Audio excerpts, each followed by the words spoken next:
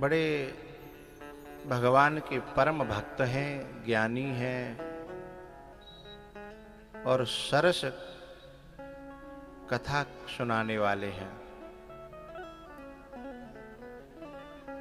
उनके चरणों में बैठकर के विदुर जी प्रार्थना करते हैं कि भगवान, ये जीव क्या है, जगत क्या है, ब्रह्म क्या है और ये दुनिया कैसे पैदा होती है। सृष्टि के बारे में उन्होंने पूछा। तब मैत्रेय जी कहते हैं, हे विदुर जी,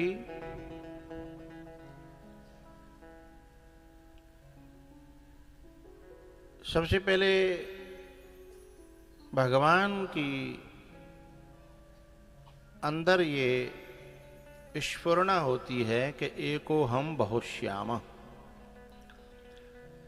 जैसे हम लोग जब सोते हैं ना, तो जब सोते हैं तो हम सारे विचारों को, संस्कारों को लेकर के सोते हैं, लेकिन जब सो जाते हैं तब कोई विचार, कोई संस्कार दिखाई नहीं देता। लेकिन वो मरे थोड़े ही हैं।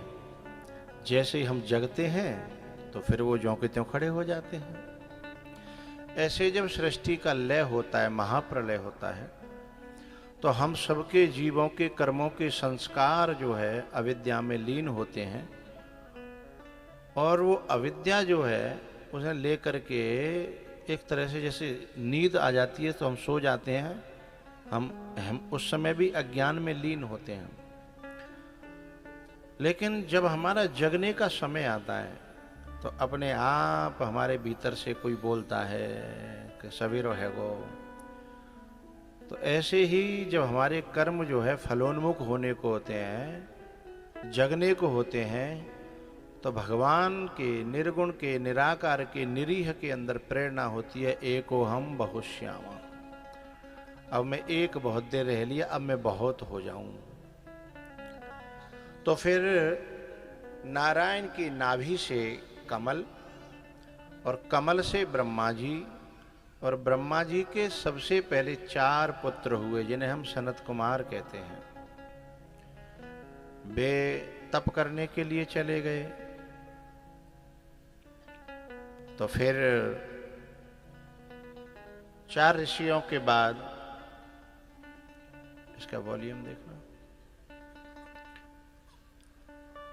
4 ऋषियों के बाद फिर उन्होंने 10 ऋषि पैदा किए, वो भी चले गए।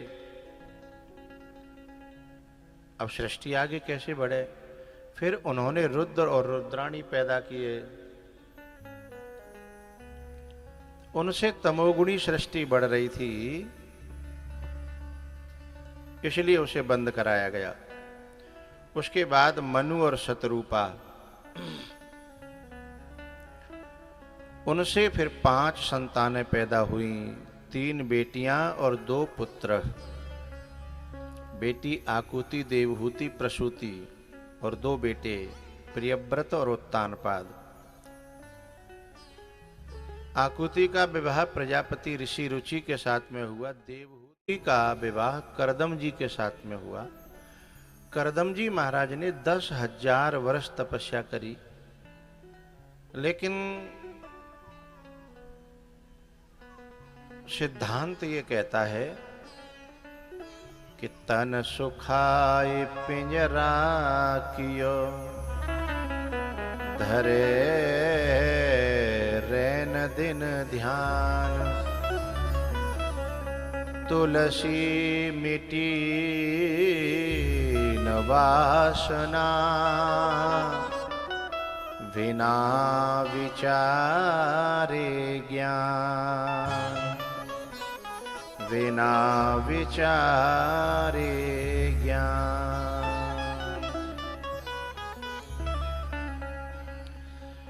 क्यों भैया?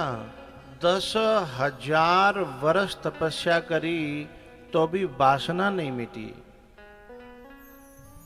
तो फिर तपस्या का काम की। अब हमें समझना यह है कि तपस्या एक ऊर्जा है। जैसे खेत में खाद, एक ऊर्जा है, ताकत है। अब भाई गेहूं में दोगे दोगे तो गेहूं बढ़ेगा, बथुआ में दे दोगे तो बथुआ बढ़ जाएगा। वो तो एक ऊर्जा है। तो तपस्या एक ऊर्जा है।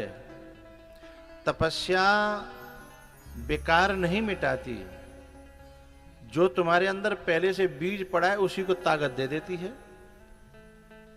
भक्ति का बीज बढ़ा है तो भक्ति बढ़ जाएगी, वैराग्य का बीज पड़ा है तो वैराग्य बढ़ जाएगा, और अहंकार का बीज पड़ा है तो अहंकार बढ़ जाएगा, क्रोध का पड़ा है तो क्रोध बढ़ जाएगा। तपस्या परशुराम करते हैं तो क्रोध और बढ़ जाता है, हैं? तपस्या बहुत अच्छी चीज है, खाद बहुत अच्छी चीज है, देसी हो बढ़िया हो, लेकिन पता है उससे पहले ये समझना बहुत जरूरी है कि किसमें देना किसमें न देना, और जो हानिकारक है उसे निरा करके उखाड़ करके फेंक देना, खाद फिर देना। नहीं, यदि खरपतवार पीगो और चढ़ बैठो फसल पे तो खाद तो जाएगो सो जाएगो, फसल उगाते चली जाएगी ना, है? एक तो खाद गयो और ऊपर से फसल गई, और खरपतवार इतना है कि भाई जोतत जोतत परेशान है। तो इसलिए 10,000 वर्ष तपस्या करने के बाद में भी वासना न मिटी, क्योंकि उन्होंने तपस्या तो करी थी पर सत्संग नहीं किया था, कथा का श्रवण नहीं किया था। कथा में जो कथा का जो जल है, बरसय राम सुजस वर बारी, जो राम के यशों का गुणों का जो गायन का जो जल है, ये जल ऐसा है जो खरपतवार को मारता है और फसल को ताकत देता है। अभी जो नए नए जो आविष्कार हो रहे हैं उसमें छिड़काव होता है, जिसमें खरपतवार मर जाता है, फसल को ताकत मिल जाती है। तो खाद देने से पहले इस छिड़काव का होना बहुत जरूरी है। ये एक छिड़काव जो हमारे रीझवास में आज चौथा दिन है, आज चौथा दिन है, ये पहले ही दिन से छिड़काव चल रहा है? ए भाई, हमारे गणेश दास जी जब मुस्कुराया करें तो उनका फोटो आना चाहिए। इनकी मुस्कुराहट पे हम फिदा हैं। एक किसनी ऐसी प्यारी मुस्कुराते हैं ये कि शायद राम जी भी देख जाएं तो फिदा हो जाए, हैं? देखो,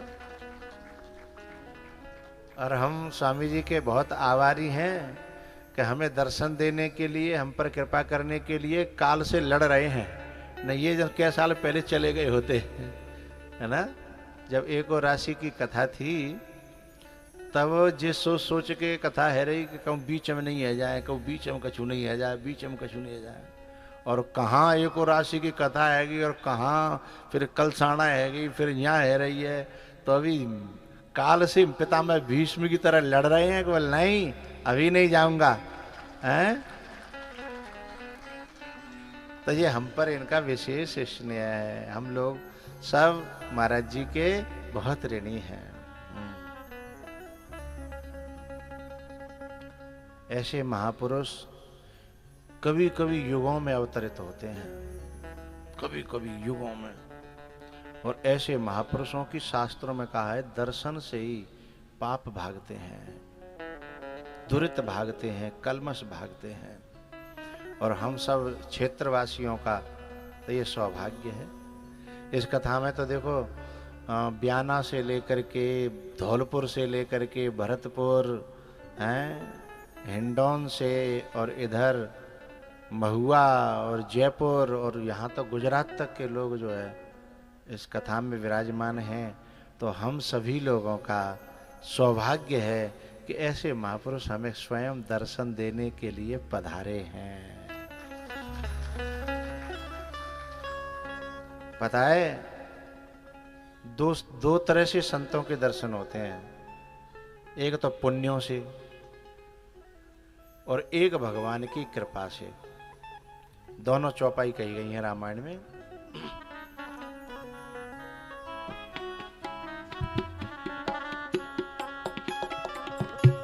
पुण्य पुंज बिनु मिलहि न संता।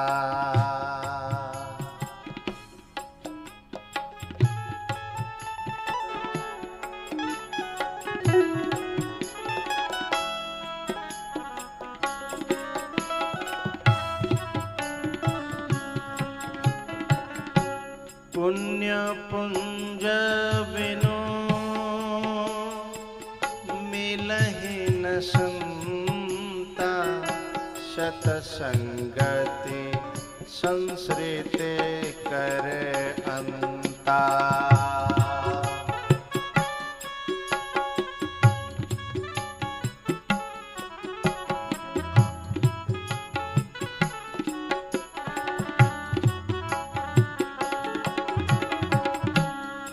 हो गए।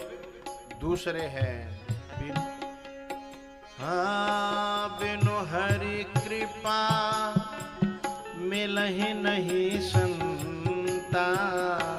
बिनु हरि कृपा मिलहि नहीं संता। अब भरोसा मोहि हनुमंता।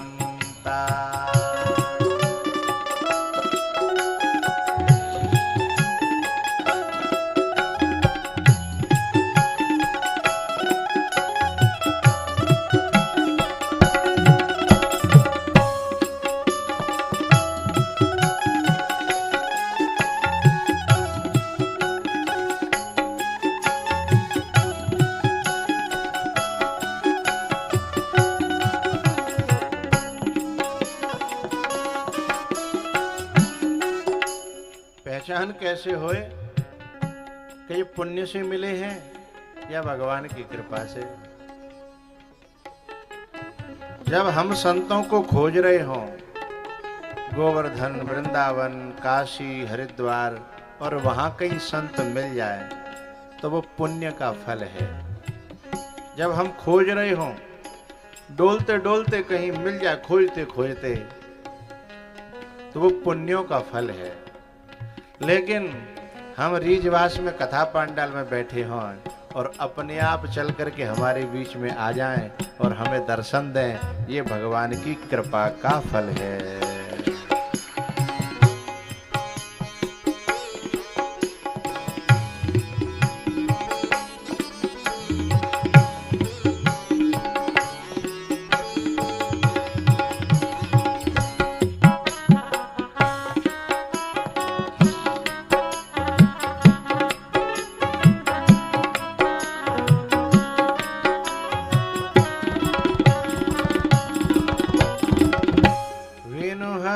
कृपा मिलहि नहीं संता। बिनु हरि कृपा मिलहि नहीं संता। कब भरोसा मोहि हनुमंता।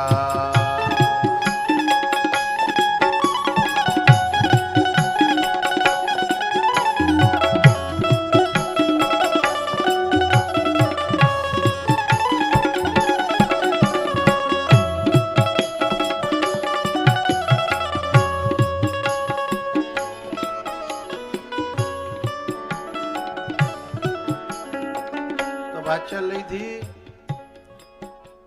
किसान जो है यदि बिना नराए सीधो खाद दे देगो तो मामलो गड़बड़ है जागो।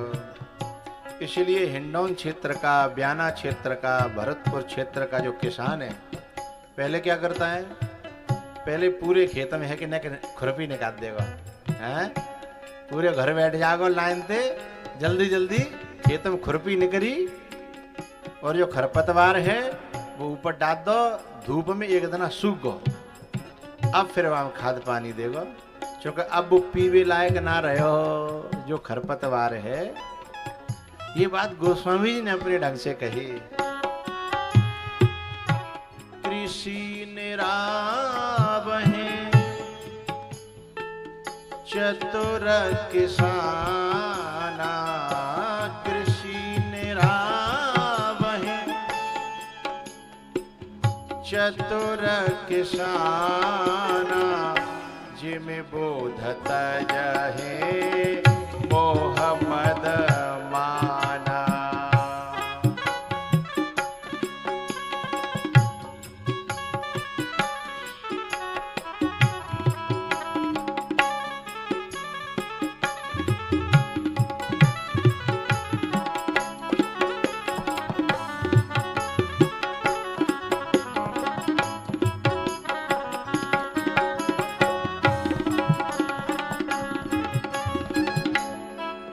आश्रम पे हम जो है बिना खाद के और बिना उससे बाजार के उससे बचने के लिए अपने घर अपने आश्रम पे ही सब्जी कर लेते हैं। लौकी है, सेंगरी जानते हो, सेंगरी, मूरा की सेंगरी। तो मूरा को पौधा उगता है और सेंगरी का पौधा उगता है, तो एक जैसा ही लगता है, पत्ता दोनों के एक जैसे हैं। वो तो नेक बड़ो है भी पे पता चलता है कि वो इधर चला गया, वो उसको इधर चला गया। हमारे आश्रम के सेवक जो है, हमने सेंगरी गढ़वाई थी, मूरा समझ समझ के उखाड़ने लगे। वे बोले जे मूरा कैसे हैं, भीतर से मोटे ही नहीं हो रहे। जब वो मेरे पास लाए, मैंने कहा बाबरे मूरा होए तो मोटे होए, तुम मूरा समझ के सेंगरी उखाड़ रहे हो, तो तुमन तो मेरा पूरा सब्जी चौपट कर दी होती है। फिर उन्होंने कहा कि गुरुजी बिल्कुल मूरा जैसो जाको वो है, और मैंने पत्ता तोड़ के देखो स्वाद भी मूरा जैसो। मैंने कि इस सूक्ष्म अंतर को जो समझता है वही चतुर किसान है? और नहीं तो मूरा और सेंगरी में अंतर नहीं करेगा तो मामला गड़बड़ हो जाएगा। ऐसे ही जीवन में हमारे मोह, ममता, मद और इन्हीं की तरह रूप धारण करे भाई प्रेम, करुणा, दया, वैराग्य, भक्ति, ये मिक्स रहते हैं। लेकिन जानते छांट छांट करके हैं, जो मोह है बाय उखाड़ के फेंक दे, जो मद है बाय उखाड़ के फेंक दे, जो मान है बाय उखाड़ के फेंक दे, जबकि उनको सूक्ष्म पहचानना बड़ा मुश्किल है। लेकिन जो कोई चतुर किसान होगा और ऐसे ही कोई कथा सुनने वाला श्रोता, बहुत रसीला, बहुत पक्का, सुनते सुनते परिपक्व हो जाएगा, वो 1 मिनट में पहचान देगा ये सेंगरी है और ये मूरा है। लेकिन जब बहुकाल करिए सतसंगा, एक दिन में थोड़ी सीख जाएगा, समय लगेगा। किसान के संग रहते रहते रहते रहते उसकी समझ में आने लगेगा। कृषि निरावहि चतुर किसाना, कृषि निरावहि चतुर किसाना।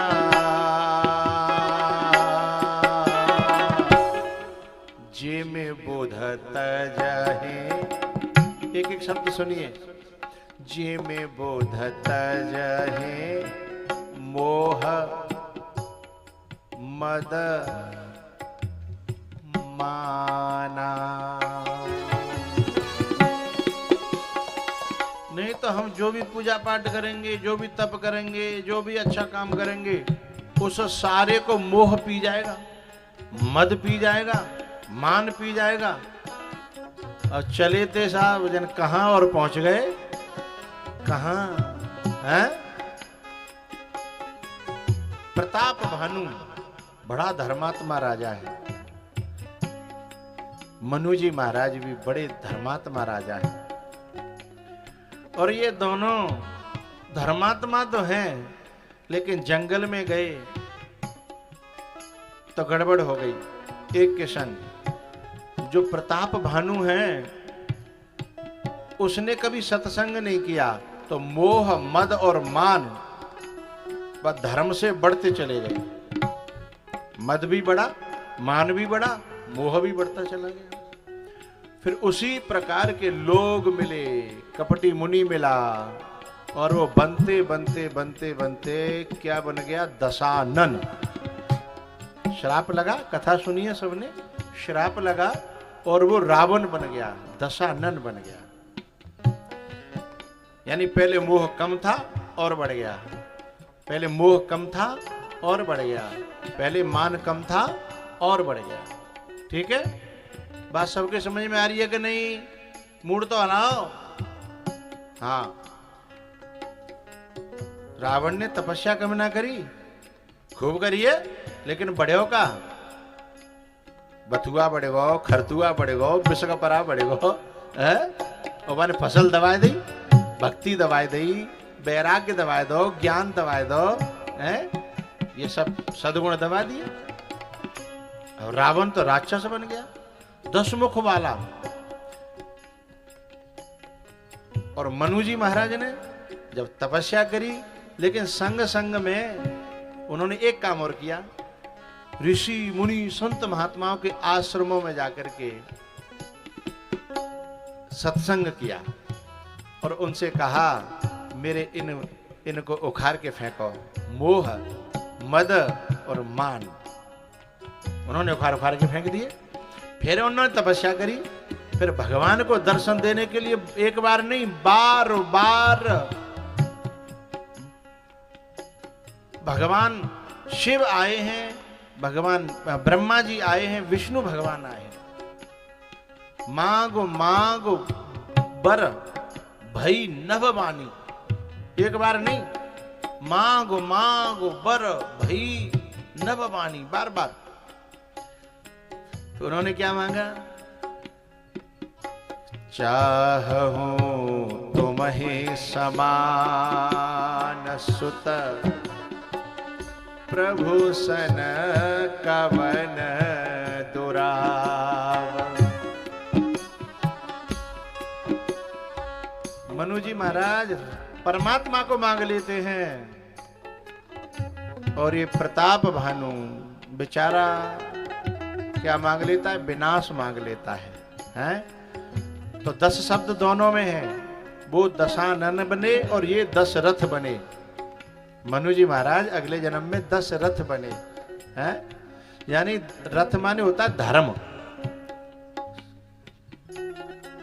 रामायण के लंका कांड में धर्म रथ का वर्णन है। सौरज धीरज तेह रथ चाका, सत्य शील दृढ़ ध्वजा पताका। रावण रथी विरथ रघुवीरा, देखे विभीषण भयउ अधीरा।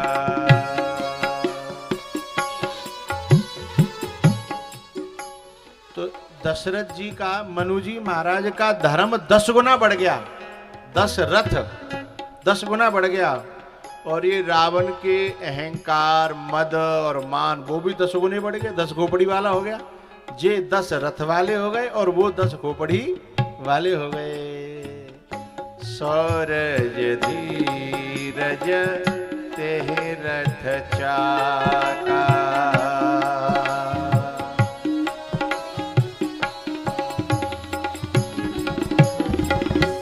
कृषि निरावहि चतुर किसाना, जिमि बुध तजहि मोह मद माना।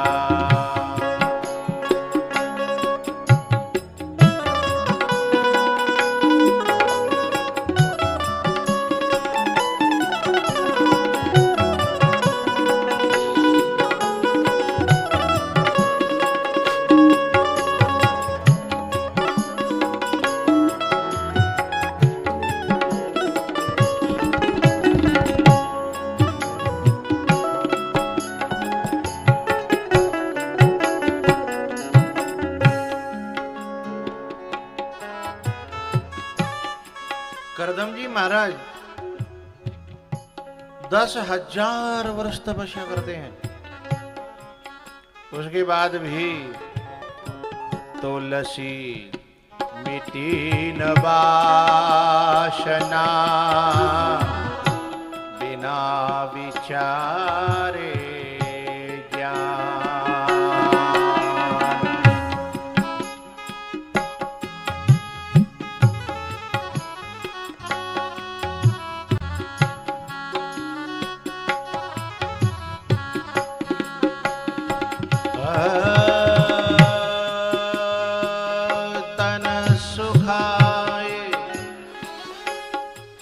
पिंजरा कियो धरे रैन दिन ध्यान।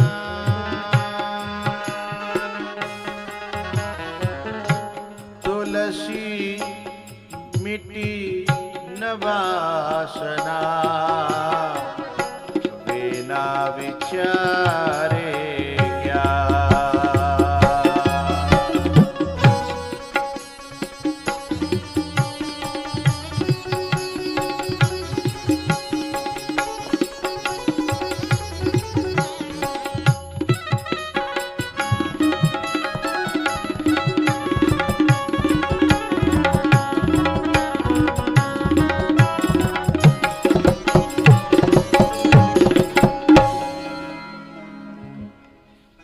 करदम जी महाराज के साथ में जब देवहूति का विवाह हुआ तो शर्त रखी गई कि एक संतान होते ही मैं परिवार का त्याग कर दूंगा, क्योंकि मेरे को पूरा जीवन संसार में ही नहीं झोंकना है। मुझे हमारे उपनिषद में प्रेय मार्ग और श्रेय मार्ग दो का वर्णन है।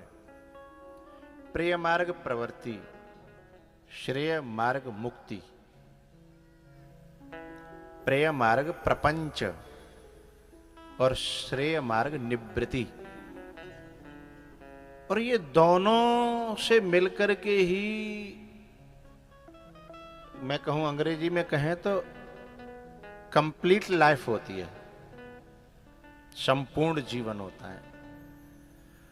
यदि इन दोनों में से एक अधूरा है तो मैं तो कहूंगा पूरा अधूरा है। करदम जी महाराज कहते हैं कि माना मैं वासना को नहीं मिटा पाया, लेकिन क्या वासना को ही सारा जीवन समर्पित कर दूं? ऐसा नहीं,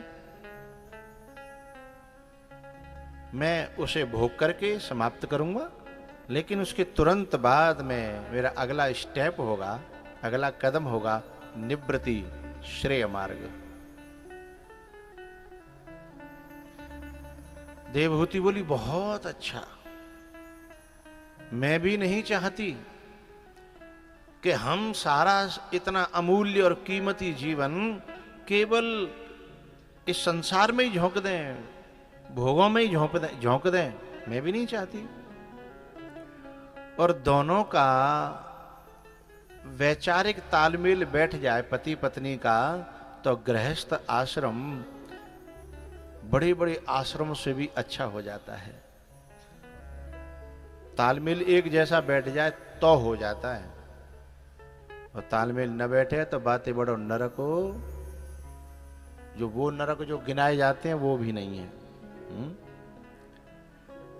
दोनों में सलाह हो गई।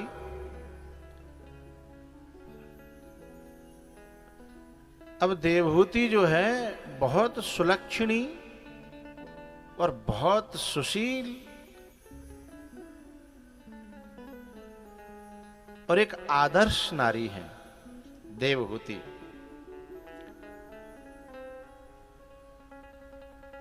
यानी देव को, परमात्मा को भी अपने गर्भ में आने के लिए, गर्भ से पैदा करने के लिए मजबूर कर दे। अपनी तपस्या, साधना, सेवा के बल पर ऐसी नारी का, ऐसी प्रवृत्ति का नाम देवहूति है। अब बात समझ में आ गई तभी तो ताली बजाएंगी। अब सबके समझ में नहीं आएगी तो कैसे बजाएं?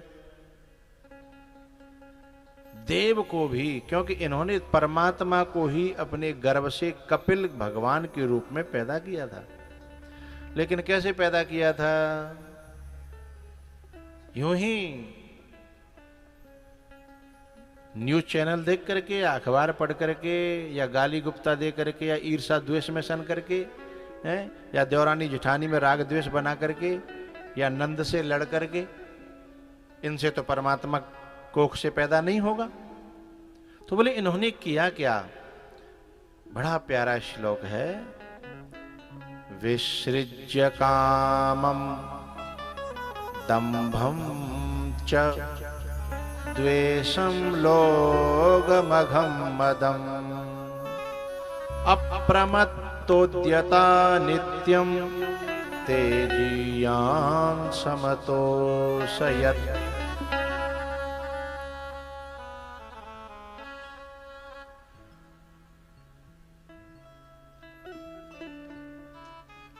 हमारे मन में नकारात्मकताएं कब आती हैं?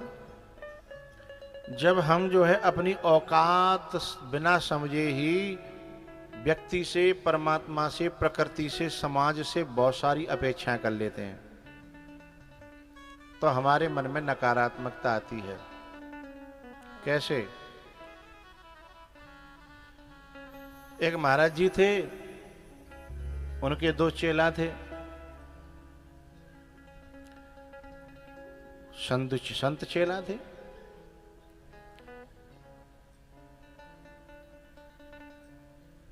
एक बयाने के सेठ जी आश्रम पे आए कि महाराज जी हमारे यहाँ नौता है आपको। उन्होंने कहा भैया मैं तो बड़ा बूढ़ा हूँ, मेरे 2 चेला हैं चले जाएंगे। बोले कब कोई? बोले परसों को। सेठ जी बयानाते आए, बढ़िया ठाट बाट वाले हते, पैसा वाले, तो क्षेत्र में नाम था, बयाना के सेठ जी थे। अब दोनों चेला भेजे। उधर से जब वो आ रहे थे तो एक रो रहा था और एक हंस रहा था। गुरुजी ने कहा कि तुम नौता खाने गए थे, तुम में ये विपरीत रिएक्शन कैसे है?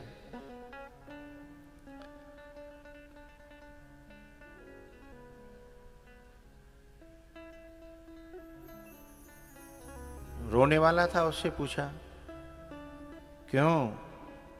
कोई साग सब्जी पूरी कोई कम मिली? बोले नहीं। खराब मिली? बोले नहीं। अपमान हुआ? बोले नहीं। तो बोले बात समझ में नहीं आ रही। फिर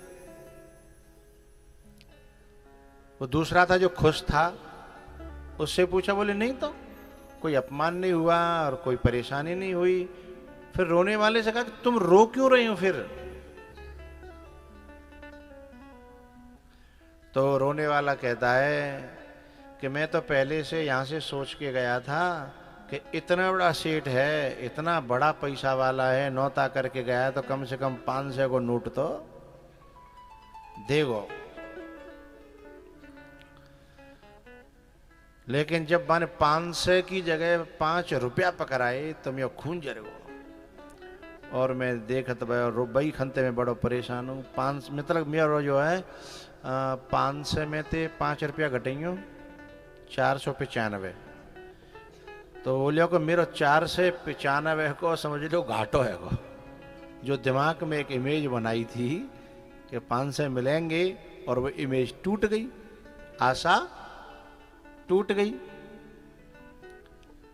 तो इसीलिए मैं रो रहा हूं, मैं बड़ा दुखी हूं। मैंने सोचा तक नहीं था कि इतना बड़ा आदमी 5 रुपए देगा। गुरुजी ने कहा कि तुम कैसे खुश हो? उसने बताया गुरुजी मैं ऐसे खुश हूं, मुझे पहले ही पता था कि जिनके पेट मोटे हो जाते हैं, जो पैसा वाले हो जाते हैं, उनके दिल छोटे हो जाते हैं। तो मैं तो पहले सोच के गया था कि 1 आधा रुपया दे तो दे, शायद न भी दे। और जब वो 5 को मिलो तो मैं तो फूल गो। मैं तो खुशी के मारे पागल हूं। तो बताओ, मैं तो सोच रहा हूं कि 1 आध रुपया देगो, 2 रुपया देगो, बाने तो 5 रुपया दे दे। अब जो बताओ, बाहर की क्रिया में दोनों में कोई असमानता है? नहीं है, एक जैसा है ना। लेकिन एक दुखी हो गया, एक सुखी हो गया। इसका मतलब क्या है कि सुख और दुख अपनी अपेक्षा पे निर्भर है, हैं? हम अपेक्षा जब पाल लेते हैं और जब पूरी नहीं होती तो फिर हमको रोना आता है, दुख आता है? और जब हम जितने निरपेक्ष हो जाते हैं, निरपेक्षम मुनिम शांतम निर्वैरम समदर्शनम, तो ये जो देवभूति है इतनी शांत थी, इतनी शांत थी। अभी जो हमारे भारत में जो संबंध टूटते हैं ना, काहे को टूट जाते हैं? वो छोरा सोचता है कि जो इतना पैसा बारो है, फिर मांगत तो कुछ होता ना। बोले साहब जो अपनी बेटी देना हो दे दियो, लेकिन बाद में फिर कहता है कि हमने सोची कम से कम 20 लाख की शादी तो करेगा, और बाने तो 5 ही लाख में निपटा दे। फिर वो छोरी के साथ में या परिवार के साथ में उल्टी सीधी बातें करते हैं। तो इससे तो बढ़िया पहले सीधे सीधे क्लियर बात करते तो ज्यादा अच्छा होता है ना। कभी कभी जो है ना, लड़की जो ये सोच के आती है कि बहुत पैसा वाला घर है, वहां तो रानी बन के रहूंगी, और माँ बाप की छाती पे 10 भैंस बांध जाते कि डार गोबर। बोली मैं तो रानी तो छोड़ो, मैं तो नौकरानी नहीं रही है। फिर वो कहती है कि बताओ मेरे संग तुम ऐसा कर रहे हो, ऐसा कर रहे हो, और मैं तो ऐसा सोच के आई थी, वैसा। तो हमारी सोच ने ही तो गड़बड़ किया है, हा? तो इन सारी अपेक्षाओं से जो रहित हो जाएगा, तो ये जो देवभूति हैं इनके लिए एक शब्द आया, विसृज्य कामम। उन्होंने सारी मन की अपनी कामनाएं विसृज्य, त्याग करके और सेवा करी। बोले सेवा मिल रही है, यही मेरे लिए आपका वरदान है, इस सेवा के बदले कुछ नहीं चाहिए। जैसे हम लोग भगवान की सेवा करते हैं, आरती करते हैं, तो वो भगवान की नहीं करते। भगवान की आरती करने के बाद में, जब भगवान की पूजा पाठ करने के बाद जब आरती करते हैं, वहां में भीतर को चिट्ठा खुलता है। भगवान की पूजा, भगवान की सेवा, भगवान की आरती भगवान के लिए नहीं थी। बोले काय के लिए थी? तो जो आरती में जब चिट्ठा खुलता है तब भगवान को पता लगता है मेरी पूजा ना कर रो। सुख संपत्ति घर आवे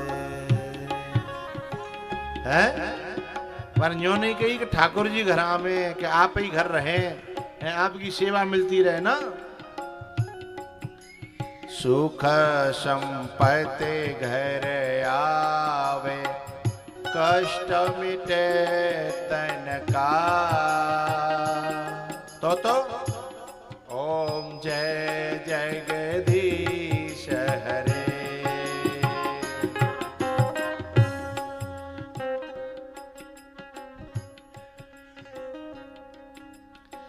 जय जगदीश हरे,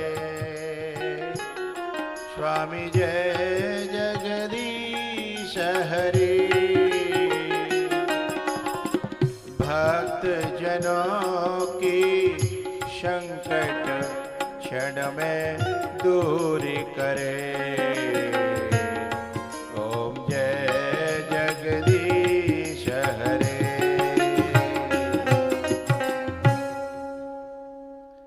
अब भगवान की पूजा कहाँ कर रहे, भगवान का मान रहे। एक माता जी थी, बिन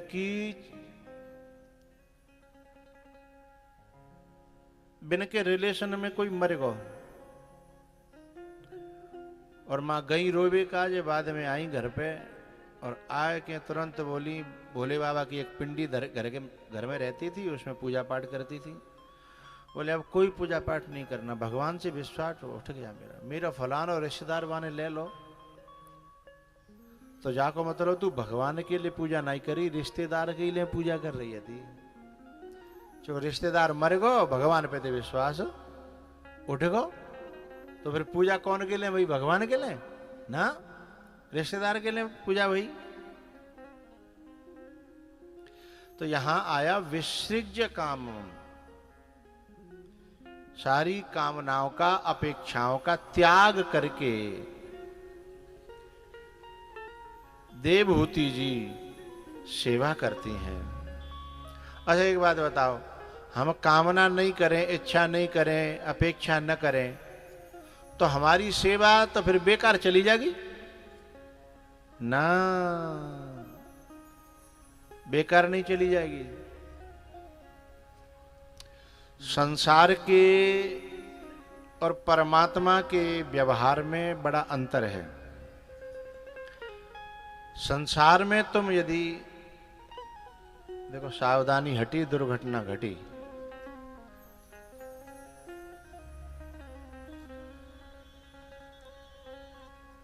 इन बच्चों को पता नहीं है, ये तो एक छोटा सा बॉर्डर है, हिंदुस्तान पाकिस्तान के बॉर्डर में से अंदर आ जाते हैं लोग, हैं?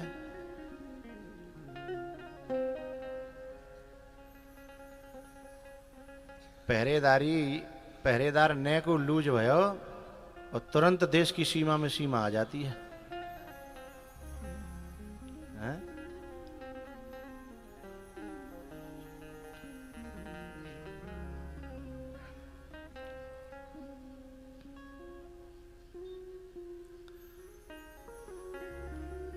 देवहूति जी जो सेवा करती हैं वो कामना रहित, अपेक्षा रहित। लेकिन एक बात का हमें ध्यान रखना है, हम ये समझते हैं कि हम भी कार्य कर रहे हैं बिना बात को कुछ लेना न देना ना।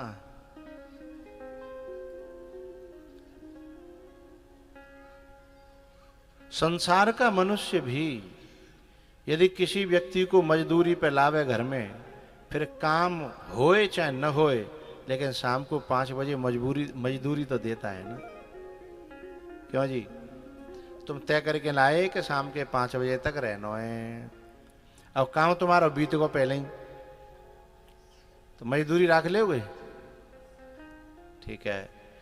ऐसे ही हम जब परमात्मा की सेवा करेंगे, फिर हम भले ही मना करें, जब हम संसार के नासवान लोग किसी की मजदूरी नहीं रखते हैं, तो परमात्मा हमारी मजदूरी कैसे रहने देगा?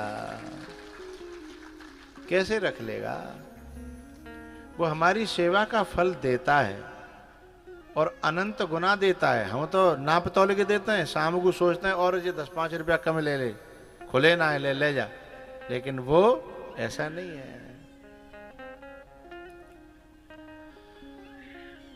तो जब तपस्या पूरी हुई करदम जी महाराज की और उन्होंने सेवा करी, उसके बाद करदम जी महाराज ने कहा कि हे देवी, तुमने मेरी तपस्या में बड़ी सहायता करी और मेरा और अपना दोनों का ख्याल रखा और मेरी तपस्या में कोई विघ्न नहीं आने दिया, इसलिए मैं तुम्हें अपनी तपस्या में से तपस्या प्रदान करता हूं। बिना करे तपस्या मिल गई है। ये में स्वधर्म निरतस्य तपः समाधि विद्यात्म योग विजिता भगवत प्रसादा तानेव ते मदनुसेवनया वरुद्धान दृष्टिम प्रपश्य वितराम्य भयान शोकान।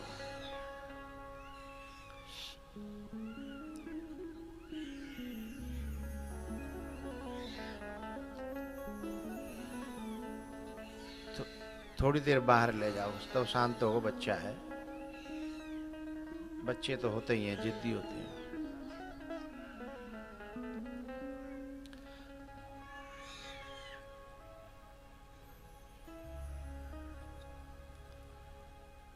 चुप हो गया ना वो, समझ रहे हो कि बिना बात कताम बैठा रहा हूं मैं, है?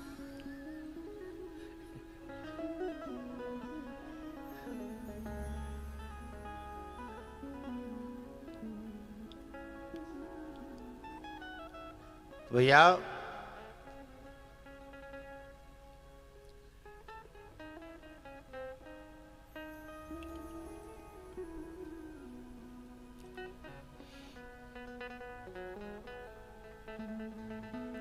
बारात की दावत और कथा के बाद में जो भंडारा होता है उसकी दावत, इन दोनों में बड़ा फर्क होता है।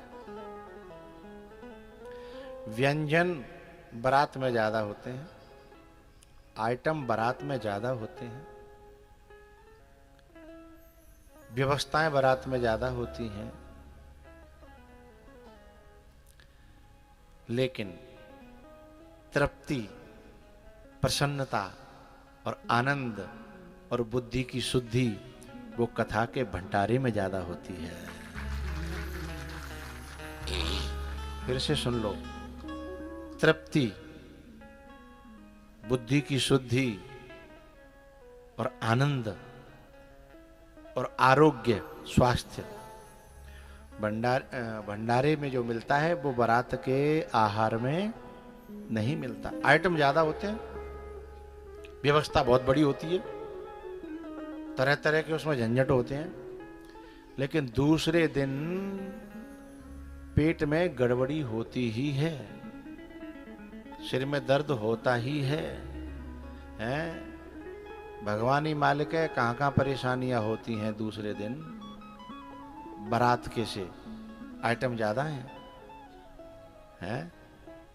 अच्छा, आप लोग अनुभवी से मालूम पड़ते हैं हमें। बहुत से तो जब बारात में जाते हैं तो पहले ही डॉक्टर से कछु गोली दवाई लेके हैं, उन्हें कन्फर्म है, पक्का पता है।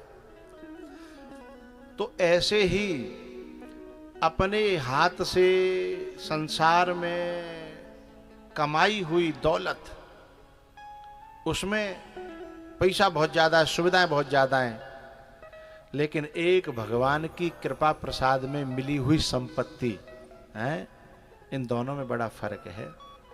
भगवान की कृपा प्रसाद से मिली हुई संपत्ति तृप्ति देती है, संतुष्टि देती है, आनंद देती है और बदले में अंतिम में भक्ति और मुक्ति प्रदान करती है।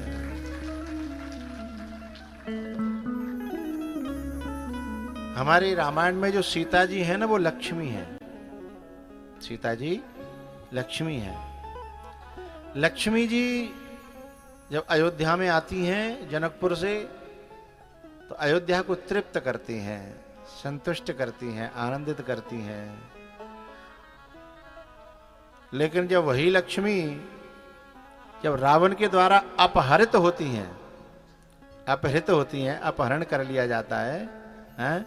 तो वही लक्ष्मी जी लंका का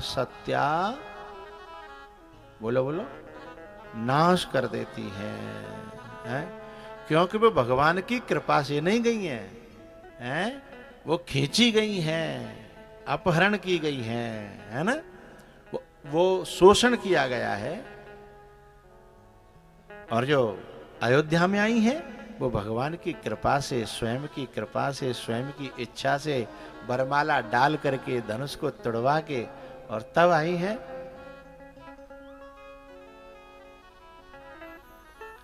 तो इसी प्रकार से यहां जो करदम जी महाराज कहते हैं देवभूति से कि अब जो तुम्हें समृद्धि और संपत्ति जो मिलने वाली है वो अभयान अशोकान, वो शोक नहीं देगी और भय नहीं देगी।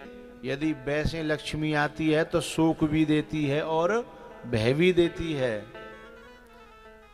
ज्यादा पैसा आ जाए भय पैदा करता है, लेकिन जो भगवान की कृपा से आता है तो अभयान अशोकान, न शोक देती है और न भय देती है।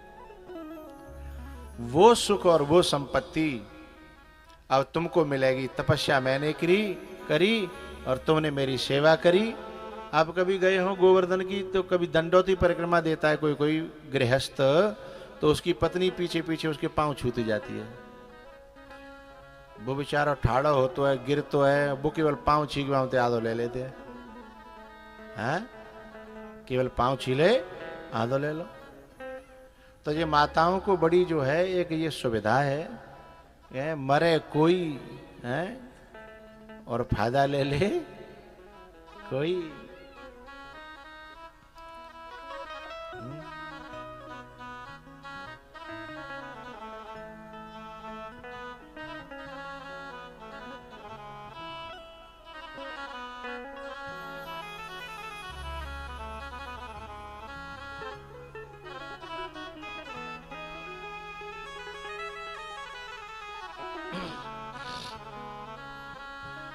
तेरी मेहरबानी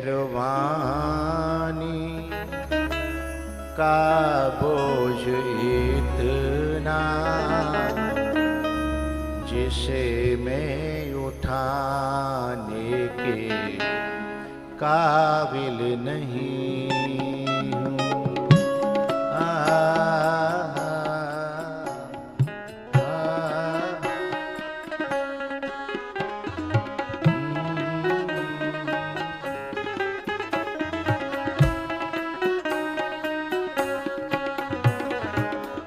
तेरी मेहरबानी का बोझ इतना जिसे मैं उठाने के काबिल नहीं हूँ।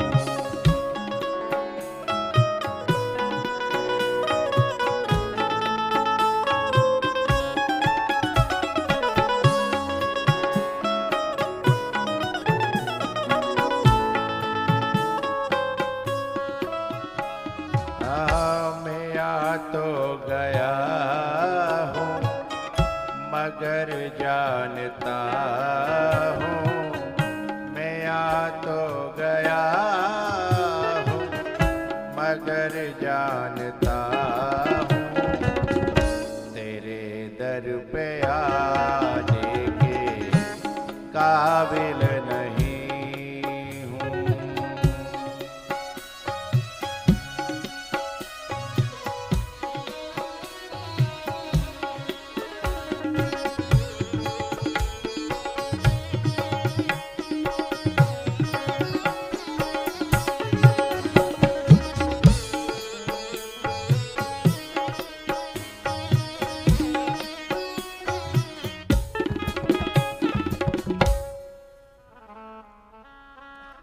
उसके बाद भैया देवभूति और करदम जी से 9 कन्याएं हुई। 10वें नंबर पर कपिल भगवान का अवतार हुआ और जैसे कपिल भगवान का अवतार हुआ तुरंत करदम जी ने कहा कि अब मेरा काम पूरा हुआ, मैं जा सकता हूं। देवभूति जी ने कहा कि मैं मना तो नहीं करूंगी, लेकिन मैं एक प्रार्थना जरूर करूंगी। बोले क्या? आपके सानिध्य में रहकर के इतना तो ज्ञान हुआ ही है, जो इस शरीर से जो व्यक्ति न धर्म कमा पावे, न वैराग्य प्राप्त कर पावे और न कऊ संत महात्मा की परमात्मा की सेवा कर पावे, वो शरीर सांस चलते हुए भी मुर्दे के समान है। और मैं ऐसा अभी कर नहीं पाई हूं जी भर के मन भर के। नेह यत कर्म धर्माय न विरागाय कल्पते, न तीर्थ पद सेवाय जीवन नपि मृतो ही सह। बोले मैं ये सब नहीं कर पाई, और ऐसा मैं क्यों नहीं कर पाई? मैं ममता के द्वारा, मोह के द्वारा ठगी गई हूं। मुझे ममता ने ठग लिया, मोह ने ठग लिया। भैया जो देवभूति कह रही है कि हम सबके संग है रोए, हाँ? आ जाओ, अंदर आ जाओ, आ जाओ। हम सबके संग ऐसा हो रहा है, ये केवल हम अकेले के साथ नहीं हो रहा। बोले कैसे? हम सब यही तो सोच रहे हैं, नेक और जाय कर लें, नेक बाय कर लें, फिर कर लेंगे, हैं? हमेशा इतना कर लें, उतना कर लें, फिर कर लेंगे। हम सब, चाहे माताएं हो चाहे पुरुष हो, सब ठगे जा रहे हैं, सब ठगे जा रहे हैं। तेरी मेहरबानी का बोझ इतना जिसे मैं उठाने के काबिल नहीं। मैं आ तो गया मगर जानता हूँ,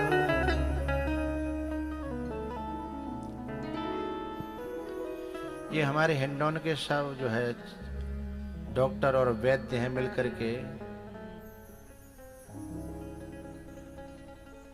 मुझे देखते रहते हैं।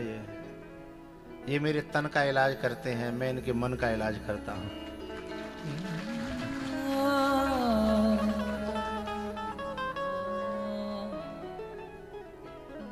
और तन का इलाज भी जरूरी है और मन का इलाज भी जरूरी है। ज़माने की चाहत में तुझको भुलाया, तेरा नाम हरगिज़ ज़ुबां पे न लाया। गुनाहगार हूँ मैं, खतावार हूँ मैं, गुनाहगार हूँ मैं, खतावार हूँ मैं, तुझे मुँह दिखाने के काबिल नहीं हूँ। देवहूति कहती हैं कि जेहि तन दियो ताहि बिसरायो, ऐसो नमक हरामी। हे पतिदेव, साहम भगवतो नूनम वंचिता मायया दृढ़म। मैं माया के द्वारा, ममता के द्वारा, मोह के द्वारा ठगी गई, मेरा जीवन निकल गया। एक बात बताऊं, जब हनुमान जी संजीवनी बूटी लेने के लिए जा रहे थे, डॉक्टर लोग आगे तो बूटी और जड़ी की और दवाई की बात कर लेते हैं, तो हनुमान जी महाराज जब बूटी लेने के लिए जा रहे थे तो वो बूटी थी, लक्ष्मण जी जो मूर्छित हो गए हैं उनकी मूर्छा को दूर करने की, मौत के मुंह से बचाने की। आप लोग सब जानते हैं लक्ष्मण जी वैराग्य हैं, लक्ष्मण जी वैराग्य हैं। और जिसके जीवन में वैराग्य न रहे तो ज्ञान अपने आप मर जाएगा, भक्ति अपने आप मर जाएगी। सीता जी भक्ति हैं, राम ज्ञान है। इनकी रक्षा वैराग्य ही करता है, लक्ष्मण ही करता है। राम कहते हैं जगमऊ सखा निशाचर जेते, लक्ष्मण हनय निमिष महु तेते। तो वैराग्य जो है ना, वैराग्य के अभाव में ही हम पर लोभ हावी होता है, ममता हावी होती है, आसक्ति हावी होती है, वैराग्य के अभाव में। और वैराग्य हो, जो भी हो तो दुनिया में होता रहे। तो जब लक्ष्मण जी के लिए बूटी लेने के लिए हनुमान जी चले तो रावण गया कालनेमी के पास। बोले कालनेमी, बोले हाँ जाओ, तुमको मेरा एक काम करना है। बोले क्या? बोले हनुमान का रास्ता रोकना है। को कम करो, हनुमान का रास्ता रोकना है। कालनेमी रावण की तरफ आंख फाड़ फाड़ के देखता है। क्या? बोले उसका रास्ता रोकने की बात कर रहे हो जो अकेलो आयो, पूरी लंका जरा के चलेगो तो तुम कछु कर पाए ना तुम्हारा छोरा मेघनाथ इंद्रजीत, और तुम्हारी आंखने के सामने तुम्हारी लंका, तुम्हारा ही तेल और तुम्हारी आग, और तुम्हारी लंका जला के तुम्हारी आंखने के सामने चलेगो, तुम कछु कर पाए? बोले नहीं कर पाए। तो फिर मोते कह रहे हो को बाको रास्ता रोकूं?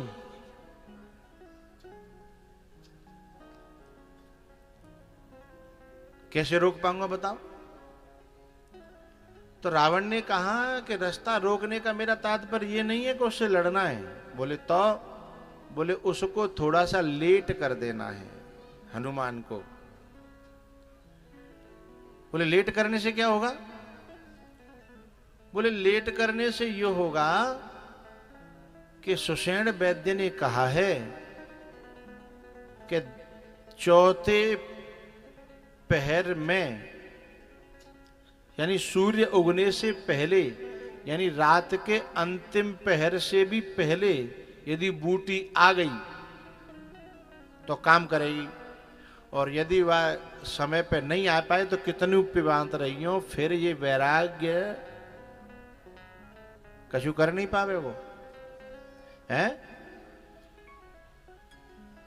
तो बस तुम्हें क्या करना है कि इतनो लेट कर दो हनुमान को कि बस वो समय निकल जाए, फिर हमें कुछ करने की जरूरत नहीं, सब काम अपने आप है जाओ।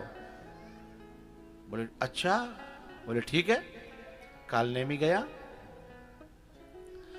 अब ये बूटी क्या है, कहां मिलती है बूटी? पर्वतों में।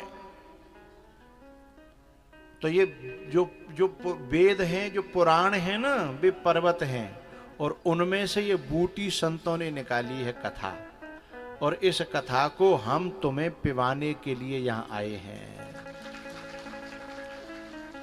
लेकिन जे बूटी उन्हीं के लक्ष्मण को जीवित करेगी, वैराग्य को जीवित करेगी, वैराग्य को स्वस्थ करेगी, जिनका अभी चौथा पहर नहीं लगा है, जिनको चौथोपन लग गो,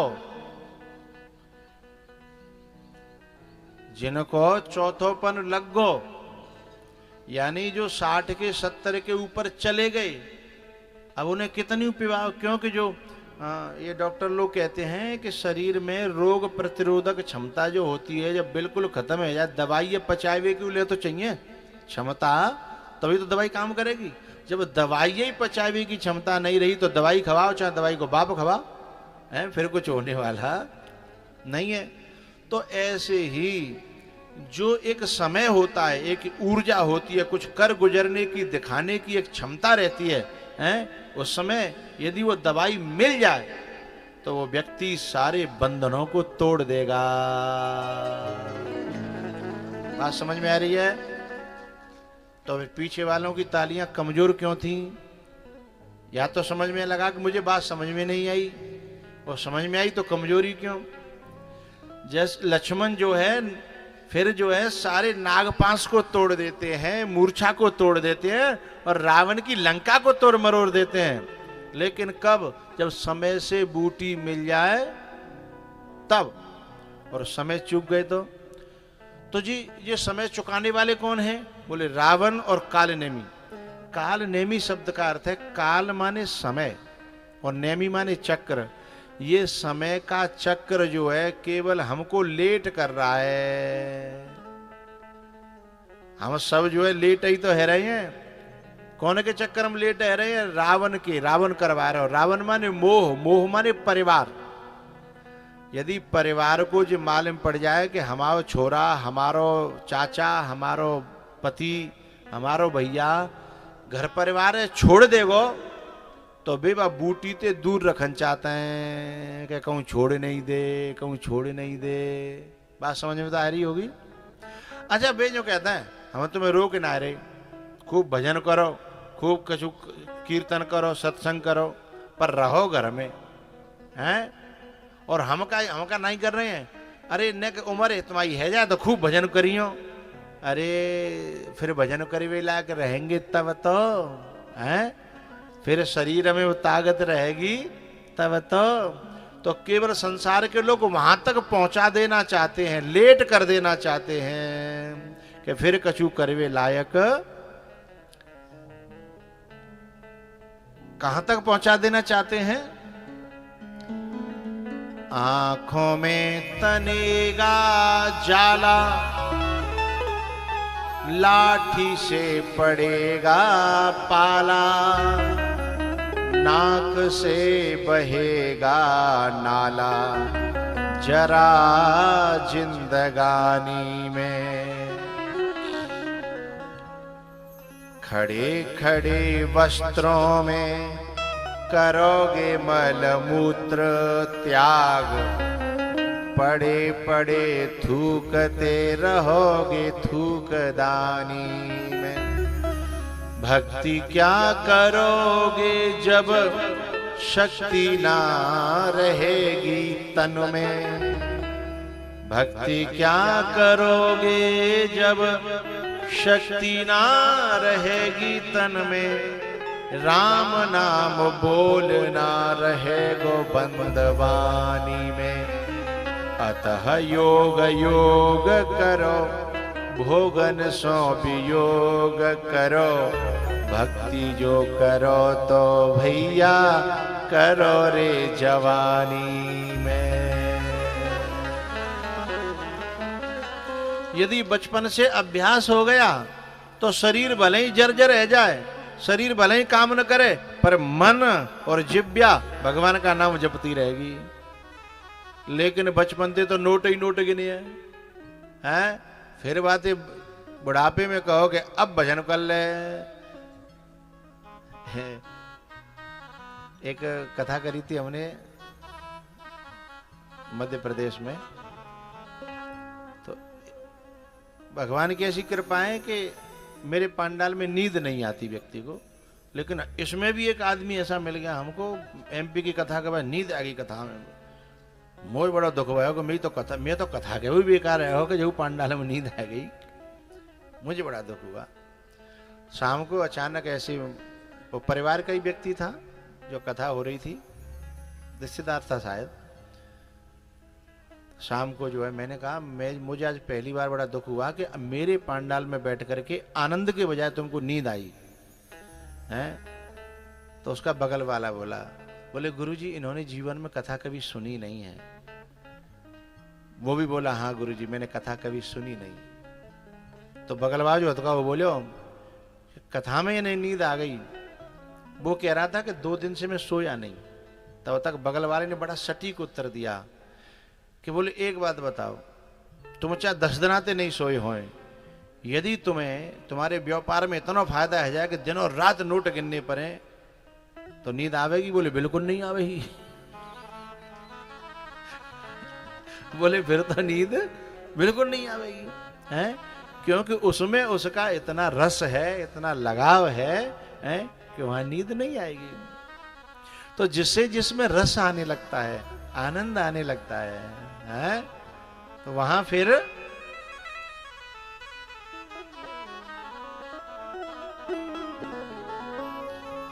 जो करते रहोगे भजन धीरे धीरे।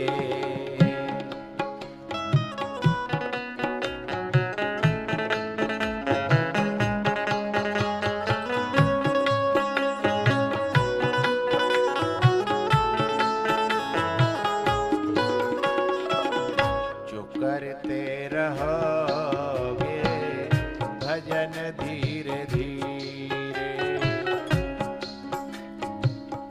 तो मिल जाएगा वो सजन धीरे धीरे। तो मिल जाएगा वो सजन धीरे धीरे। जो करते रहोगे भजन धीरे धीरे। जो करते रहोगे भजन धीरे धीरे।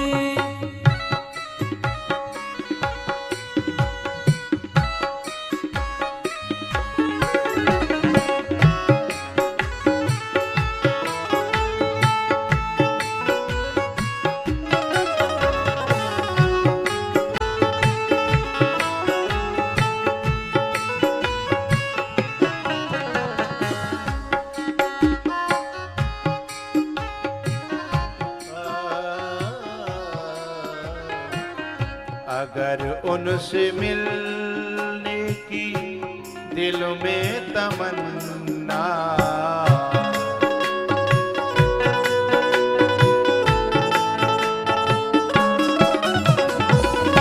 अगर उनसे मिलने की दिल में तमन्ना,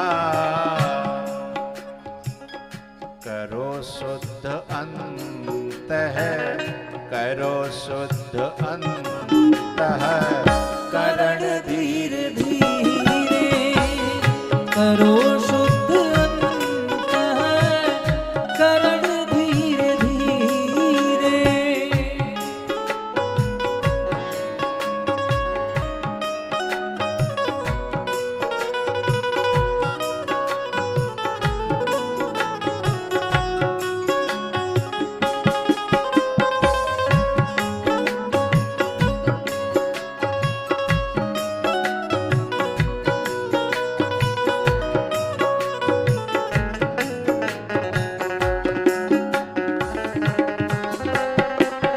कोई काम दुनिया में मुश्किल नहीं है,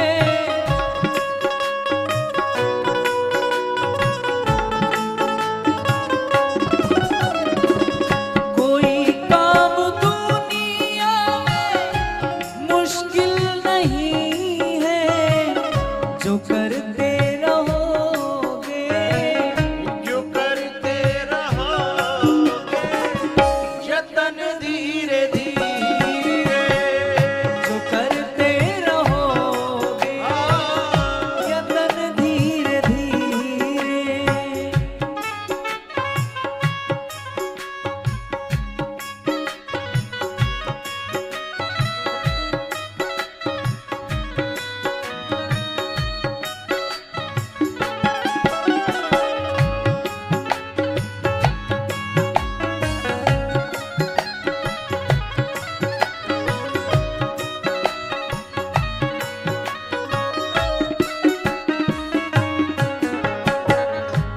करो प्रेम से भक्ति सेवा हरि की,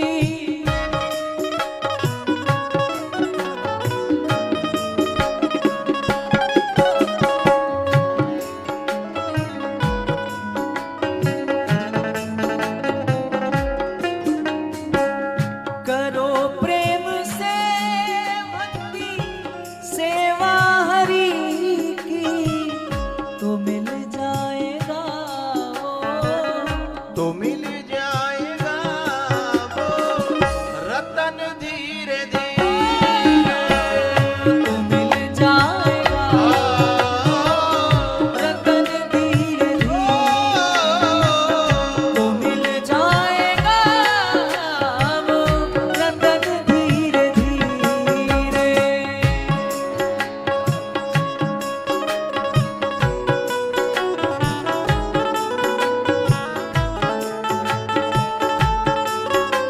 हो जो करते रहो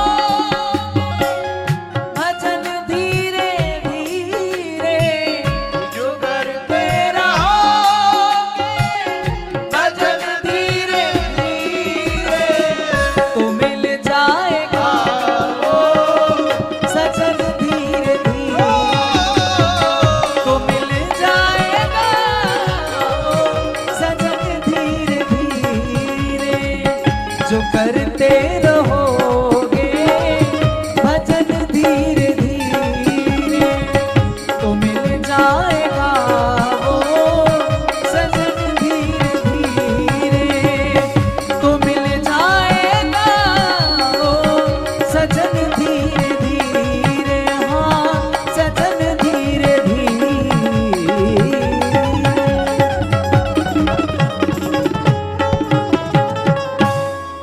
कोई काम दुनिया में साने मुश्किल नहीं है, गम गम रे मगा। 10वीं पढ़ा हुआ व्यक्ति क्रिकेट का भगवान हो सकता है। 10वीं क्लास का व्यक्ति क्रिकेट का भगवान हो सकता है। अखबार बेचने वाला हिंदुस्तान का राष्ट्रपति हो सकता है, हैं? तो कोई काम दुनिया में मुश्किल नहीं है, करते रहोगे जतन धीरे धीरे। करते रहोगे जतन धीरे